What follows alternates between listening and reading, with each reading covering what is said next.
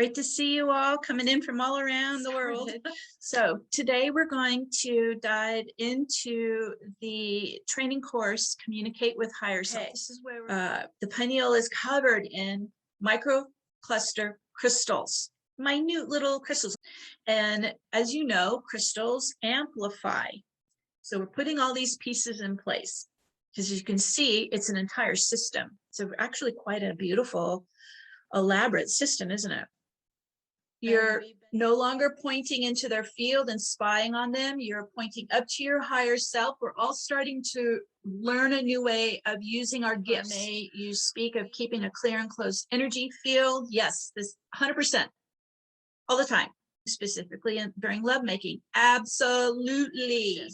So whatever comes up into your conscious awareness from your unconscious, even if it scares you, what you do have to acknowledge, these are your fears. It will just persist, and you move it into the light and start changing it. The vortex is the fastest way to do it.